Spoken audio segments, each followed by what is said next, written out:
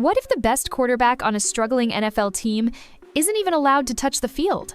Right now, fans of the Cleveland Browns are watching a bizarre situation unfold, and it's not just about bad play calling or poor coaching. It's about a quarterback controversy that's turning heads across the country. One guy's ranked dead last in the league, the other lighting it up in practice, going viral, and still stuck as QB2. Meet Deion Gabriel and Shaduer Sanders. One's sinking fast on the field, the other's catching passes with WR1 Jerry Jeudy and looking sharper by the snap. Footage from a recent Browns practice just exploded online. And fans aren't just talking, they're demanding answers. Why is Shaduer still on the bench? Why does the media keep ignoring his college dominance? And is the hate toward his father, Coach Prime, finally catching up to him in the league? There are rumors of collusion. There are whispers of a tank job. And the stats don't lie. This isn't just about football stats. This is legacy, media spin, and maybe something the NFL doesn't want you to see. Let's break it all down. It all started with a simple piece of footage, barely 30 seconds long, but it sent shockwaves across NFL, Twitter, and sports forums everywhere. There he was, Shaduer Sanders, standing tall on the Browns' practice field, warming up alongside Jerry Jeudy, one of the top wide receivers on the roster. Every pass, sharp. Quick release, perfect spiral, dead on target. But it wasn't just the accuracy that got people talking, it was who he was practicing with and who he was outperforming while doing it. Next to him, you could see starting quarterback Deion Gabriel going through his drills. But even from a distance, fans picked up on something uncomfortable. The energy, the chemistry, the command, it was clear Shaduer looked like the starter, even though he wasn't wearing the title. The footage quickly made its way across social media. Fans paused and rewound, analyzing Shaduer's footwork, comparing his zip to Dillon's dropbacks, and asking the one question that wouldn't stop coming up: why is this kid not playing? And the timing couldn't have been more brutal for Deion Gabriel, that is. The Browns' offense has been limping through the season, and Gabriel's performance? Well, let's just say underwhelming would be putting it lightly. As this clip gained traction, fans started pulling up the numbers, and they didn't paint a pretty picture. Deion Gabriel is currently ranked last among NFL quarterbacks who've taken at least 85 snaps this season, 40th out of 40, according to PFF. His passing grade? 49.8. To put that in perspective, Matthew Stafford, one of the league's best arms, is sitting at a 92.4. That's not just a bad stretch or a little slump, that's a statistical freefall, an offense that can't keep up, a quarterback who seems overwhelmed. And yet, Shaduer remains sidelined. Now imagine walking into that stadium, watching the Browns get outscored, while your backup QB is literally going viral for looking like the better option in practice. Fans started saying it felt like watching your team choose to lose. Some even accused the team of sabotaging itself, lowering ticket prices, struggling to fill seats, and still refusing to make the obvious switch. As one fan put it, they're basically paying people to come watch a guy throw checkdowns all afternoon while the future of the team is holding a clipboard. The footage didn't just go viral because of who was in it. It went viral because it confirmed what fans were already feeling, that there's more going on in Cleveland's quarterback room than just X's and O's. But this clip was just the start. Once it hit sports outlets, podcasts, and Twitter Spaces, the conversation turned serious. Is Shaduer being held back on purpose? If Deion Gabriel clearly isn't cutting it, what's the real reason this team won't turn to a promising young QB who's shown nothing but polish, confidence, and NFL-level mechanics? Because at some point, it stops being about strategy and starts being about something else entirely. And in Shaduer's case, that something else might have nothing to do with football.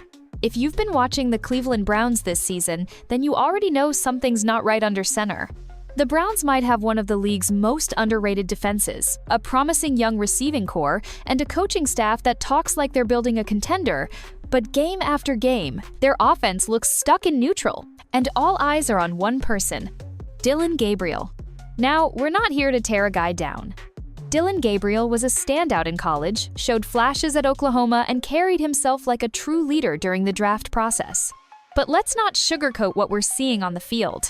This season, Gabriel isn't just struggling, he's sinking. Across all quarterbacks in the NFL who've taken at least 85 snaps, Gabriel is currently ranked dead last in Pro Football Focus passing grade. Not second to last, not bottom 5, dead last. A brutal niveau 4,8. To compare, top-tier QBs like Matthew Stafford are hovering around 92.4. That's practically double Gabriel's rating. We're talking about missed throws, delayed reads, broken mechanics under pressure, and a complete lack of rhythm with his receivers, many of whom literally don't know whether the ball is coming or not. And when you break down the film, it's not just the stats, it's the body language. You can see it in the huddle. You can feel it in the stadium. The team plays slower. The crowd goes quiet. Drives stall early, possession after possession. Ask any Browns fan. The offense has become predictable and worse, painful to watch. Still, week after week, the coaching staff rolls Gabriel out as QB1. He starts, he struggles, the team loses momentum, and nobody seems to want to talk about the elephant in the room. Why are we watching a crash in slow motion? Zach Jackson, a respected Cleveland sports analyst, didn't hold back recently. He flat out said Gabriel has hit the wall and isn't a developmental QB anymore. His exact words? He's overmatched. The stats say it, the eye test says it, the reality says it. He even claimed that Gabriel looked like he didn't belong back in spring camp. And yet, here we are, halfway through the season, still watching him start. And here's the kicker. No one on that coaching staff is adjusting. No change in scheme, no adjustment in tempo, and absolutely no discussion about putting in Shaduer Sanders. Which is why fans are starting to feel like this season's already being thrown away. They're paying to watch a quarterback who can't move the chains, while a dynamic playmaker with NFL bloodlines, high-level college experience, and momentum in practice is chilling with the scout team. Fair question. What's really going on here? Is this stubborn loyalty to a guy who fits the system? Or is the franchise hoping that Gabriel just magically turns into a starter at the expense of everyone else on the roster? Because here's the truth. If the Browns are serious about winning this year, they can't afford to let their offense spiral, while the lowest-ranked QB in the league keeps the job no questions asked. And for fans watching Shaduer sling missiles across the practice field while Gabriel throws ducks on Sunday, the silence from the front office is speaking louder than ever. But maybe that silence means there's something else going on behind the scenes. Because when your backup QB looks readier than your starter and still isn't playing, it stops looking like coaching and starts looking like politics. At this point, fans aren't just raising eyebrows anymore. They're raising serious questions. Because it's one thing for a rookie to struggle. It's another thing entirely when your lowest-ranked quarterback in the league is still locked in as your starter, while a former college star and son of an NFL legend is glued to the bench despite going viral for outperforming that very QB in practice. So naturally, the rumors started. When things don't make sense on the surface, people start digging. Now, the football world is buzzing with three major theories. Some sound crazy, others might hit a little too close to the truth. Here they are, the three big theories fans are throwing around when it comes to the Shaduer Sanders situation in Cleveland. This is the loudest theory online right now. According to it, Shaduer Sanders isn't riding the bench because of his talent. He's being kept off the field to send a message. To who? One name comes up again and again. Coach Prime. As the son of Deion Sanders, Shaduer hasn't just inherited a last name. He's inherited the spotlight, the attitude, and the target that comes with it. Deion made waves at Colorado by turning the team into a media machine. But NFL executives? Not all of them were fans. According to this theory, there are whispers in NFL circles that Shaduer is being humbled, that some execs and insiders are quietly pushing teams to avoid letting the Coach Prime media circus into the league too early, or on their terms. And what better way to control the narrative than to keep Shaduer invisible? Sounds extreme? Maybe. But considering how fast other rookies with worse numbers have seen playing time, it's hard to ignore. This one's even crazier. Until you break it down. The idea?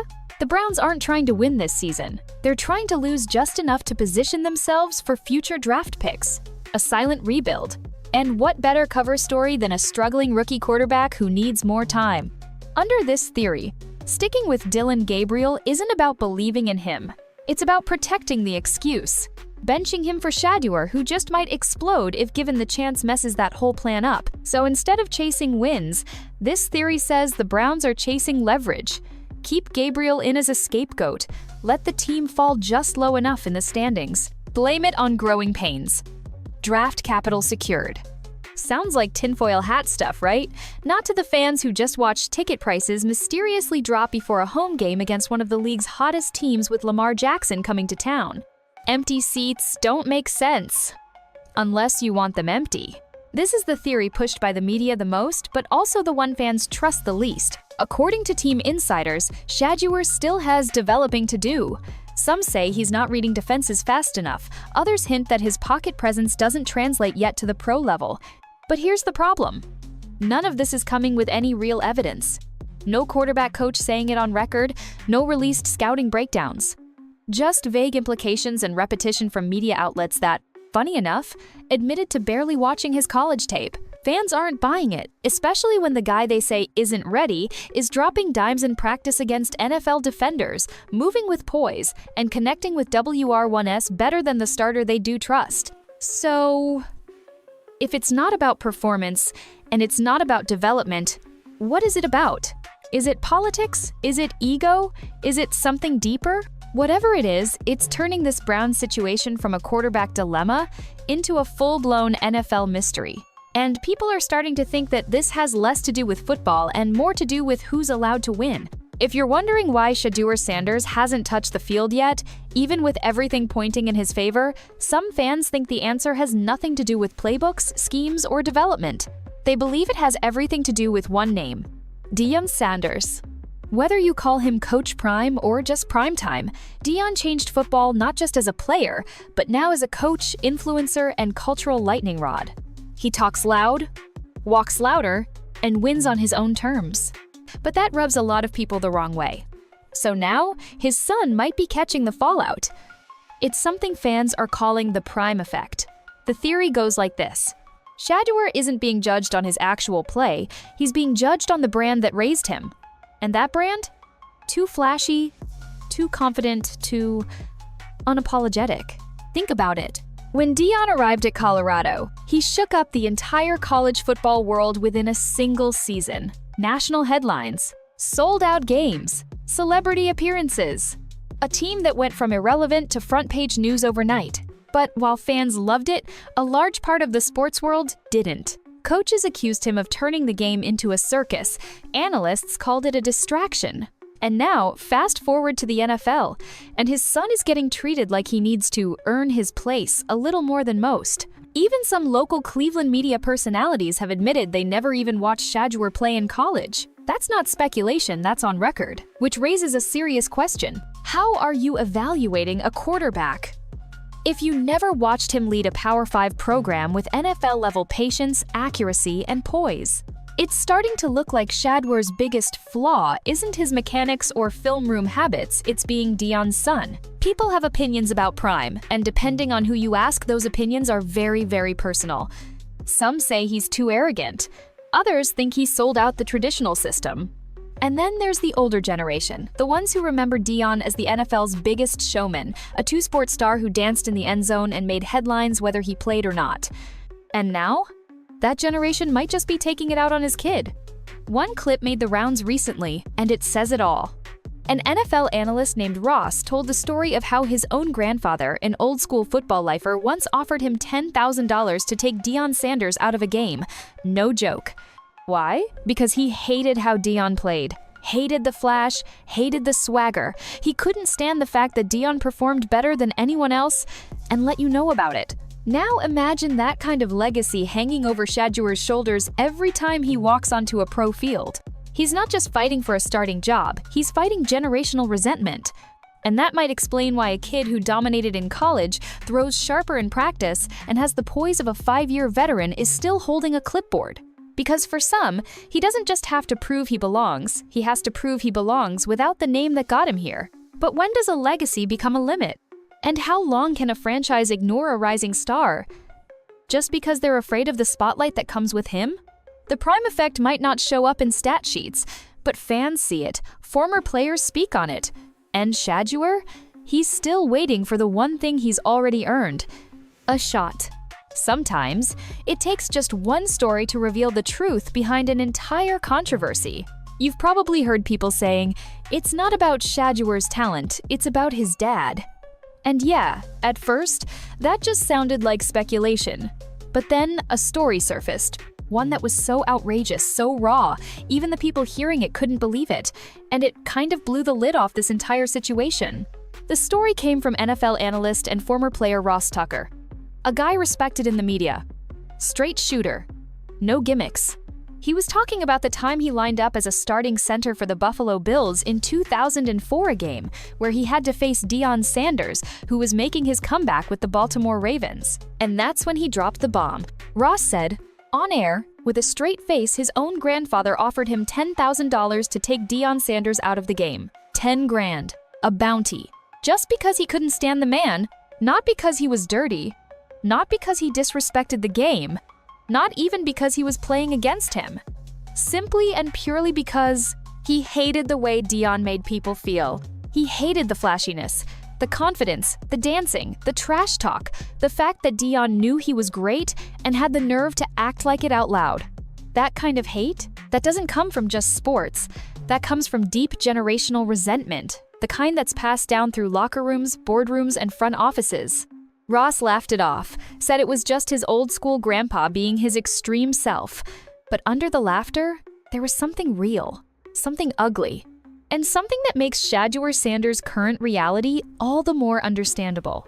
Because if an 5-year-old man could offer $10,000 to hurt Deion just because he hated his confidence, then how many of those same old-school voices are now sitting in positions of power, watching his son try to break into the league? Let that sink in. Shaduer isn't just navigating the politics of a team, he's navigating wounds opened decades before he threw his first football. He walks into every room wearing not just his name, but his father's entire legacy, a legacy that split the sports world in two. Half loved it. The other half never forgave it. And when you consider that, is it really that hard to believe some people in high places might be rooting for Shaduer to fail? Silently hoping he falls short? Not because of who he is, but because of where he came from? This isn't just football. This is ego. This is legacy. This is how hate lingers, not in locker rooms, but in decisions made behind closed doors. So when fans ask, why isn't Shaduer playing? Maybe it really isn't about development, or playbooks, or chemistry. Maybe it's about history, and the people still holding grudges from it. That $10,000 story might sound like a joke, but it's not. It's a window into a world where perception matters more than tape. Names can haunt more than they help, and sometimes talent isn't the most important factor in earning a shot. And if that's true, then Shaduer Sanders is in a fight a lot bigger than a quarterback battle. He's fighting the ghosts of his father's greatness. Up to this point, we've talked about speculation, rumors, and legacy. But let's get back to the one thing that should matter most when a team chooses its starting quarterback: what you do on the field. Because if you strip away all the politics, the media noise, and the last name, one thing becomes crystal clear: Shaduer Sanders balled out in college. Period. And yet, the NFL has acted like none of it ever happened. Let's rewind. At Jackson State, Shaduer didn't just show flashes, he dominated. He put up record-breaking stats, managed big-game moments like a veteran, and displayed something rare in young QBs: absolute command of the offense. Then came the move to Colorado. The games got tougher, the competition sharper, and what did he do? He stepped up, immediately. In his first 5 games at Colorado, facing major Power 5 opponents, Shaduer put up over 1,700 passing yards, 15 touchdowns, and just 2 interceptions. Against the pressure, the spotlight, and the doubters, he didn't just survive, he shined. One game that still stands out? Week 1 against TCU. Remember, this was a top-tier team that played in the national championship just the season before. That game alone? Shaduer threw for 510 yards and 4 touchdowns, setting a Colorado single-game passing record in his very first outing. Think about that. First game in a new system. National TV, Coach Prime's debut. The noise was deafening. Every camera was watching, and he outperformed everyone on the field. That wasn't luck. That wasn't hype. That was preparation, precision, poise, everything you'd expect from a future NFL starter and more. But here's the problem.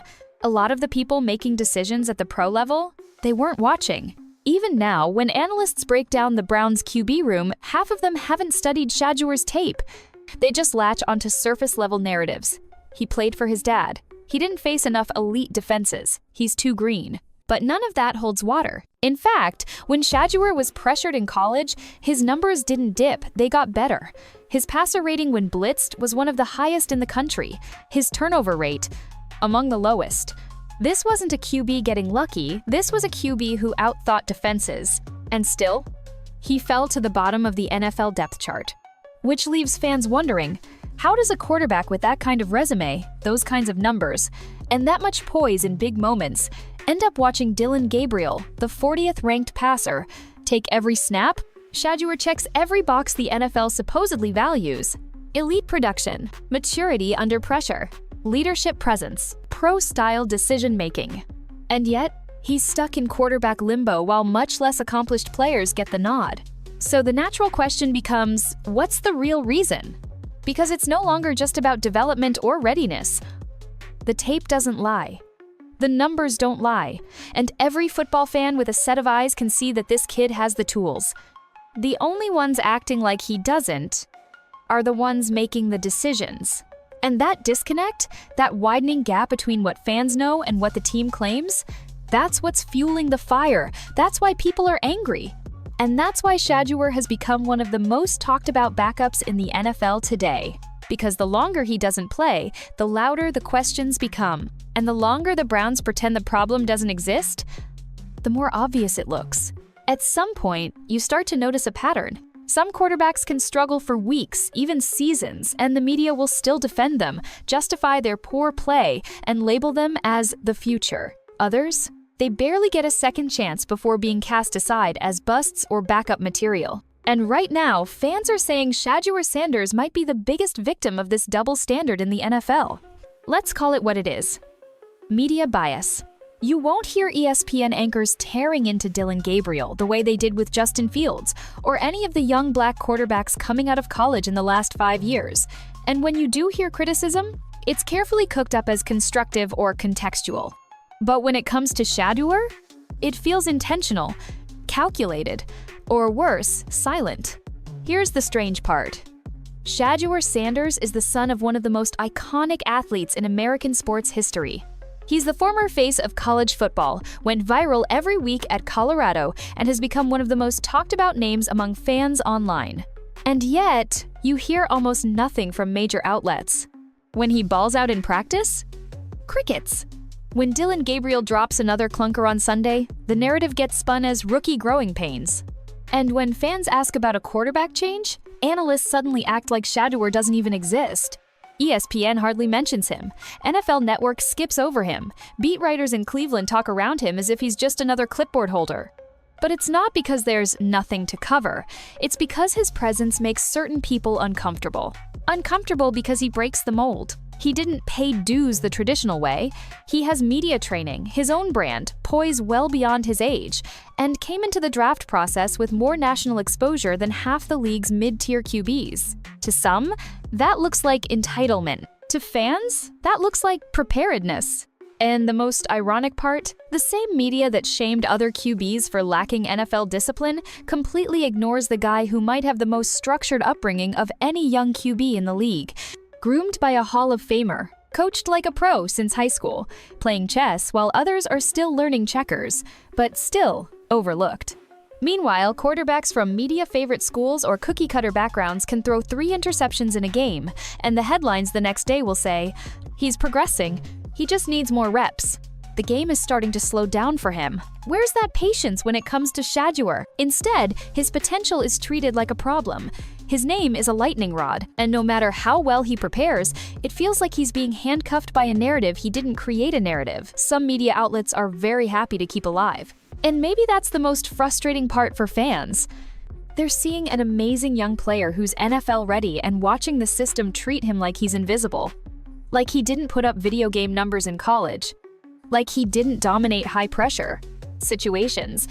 And like he doesn't deserve his shot. Whether it's bitterness toward Coach Prime, discomfort with the spotlight he brings, or old-school voices scared of changing the mold, the media silence around Shaduer Sanders is deafening. And the more the Browns lose, the louder it gets.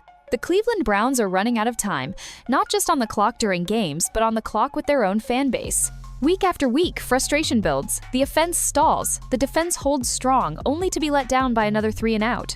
And in the middle of it all stands Gabriel, a rookie quarterback struggling to find his rhythm in the highest pressure league on the planet. But the team isn't just losing games anymore, they're losing faith. From inside the locker room all the way to the guys and girls buying tickets in the upper deck. And the truth is becoming harder and harder to ignore. The clock is ticking on Gabriel's time as QB1. And right behind him, warming up, stretching, waiting, is Shaduer Sanders.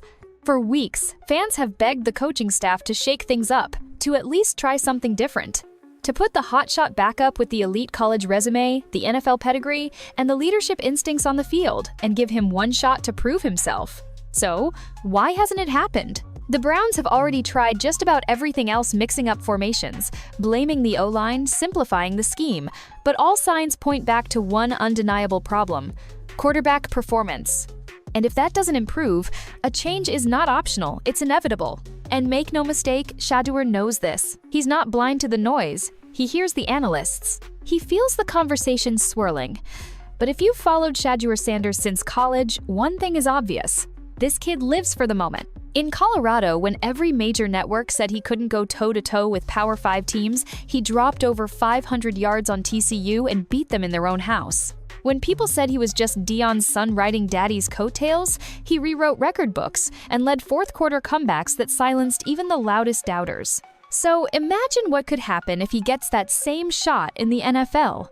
Now, we might be closer to that reality than the team wants to admit.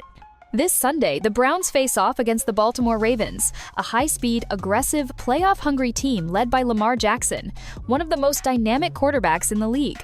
It's a huge matchup, and the stakes have never been higher. If Gabriel struggles again, if the offense sputters, fans boo, and the score starts to slip out of reach, there might not be much left for the coaching staff to hide behind. Because the numbers aren't on Gabriel's side. The film isn't either. And fan patience? That's already at 0. Meanwhile, Shaduer's practice clips continue to rack up millions of views across platforms: TikTok, X, formerly Twitter, YouTube. Football fans all around the country, not just in Cleveland, are now asking, why isn't this kid playing? Each day he doesn't take the field, the media silence gets louder. The speculation grows, and the Browns' handling of the situation starts to look more like self-sabotage than strategy. And that's where this story flips, from sports coverage to something way bigger. Because what the Browns decide next won't just define their season, it's going to send a message. To fans, to players, to every up-and-coming QB watching this unfold. The question is, will that message be, we play the best guy no matter what? Or we protect the status quo even if it costs us games? Shedeur has handled this waiting game like a pro. No interviews throwing shade, no passive-aggressive tweets, no public rants, just consistent, focused preparation and performance, which might be the most powerful statement of all, because when, not if, but when he finally gets his opportunity, he won't just be a backup QB coming off the bench. He'll be a symbol, the proof that substance wins over labels, that you can be born into greatness and still earn every snap. And for the Browns? That moment might either be the start of a revival or a regret that echoes for seasons to come. Football is a game of inches. Timing matters. Moments make careers and break them. The Browns are staring down a turning point, and fans everywhere are watching closely, wondering, will Shaduer Sanders finally get his shot? Or is the NFL still not ready for the next chapter in the Sanders legacy? One game could change everything, and that game is coming soon. At this point, it's no longer just a quarterback battle. It's become a national conversation about talent, legacy, media bias, and how decisions get made in the NFL. It's about a player people believe in being told to wait while lesser performance gets protected. And behind it all stands Shaduer Sanders, calm, poised, and preparing for a moment he should have already had. Right now, the Cleveland Browns are sitting at a crossroads. One path takes them deeper into the same cycle, starting a quarterback who's at the bottom of the league but keeps getting the benefit of the doubt. The other? It leads to something new, something different, something the whole football world wants to see. A spark, a shift, a statement. Because by now, everyone can see that Shedeur isn't just a backup, he's a story waiting to happen. The only question is whether Cleveland will be the team smart enough or brave enough to turn the page. But here's the truth. Even if the Browns don't give him the stage, someone else will. Because talent like this doesn't stay quiet forever. And when that opportunity comes, when Shaduer finally gets his shot under the lights, it won't just be a test of what he can do. It'll be a reminder to every team, every coach, and every analyst who ignored him that the future doesn't always come wrapped in the package you expect. Sometimes it comes with flash, with swagger, and with a name that still shakes the league decades later. So now we wait. Not to see if Shaduer Sanders belongs, we already know the answer. We're just waiting to see when the NFL finally admits it. And when that moment comes, one thing's for sure, the game will never be the same.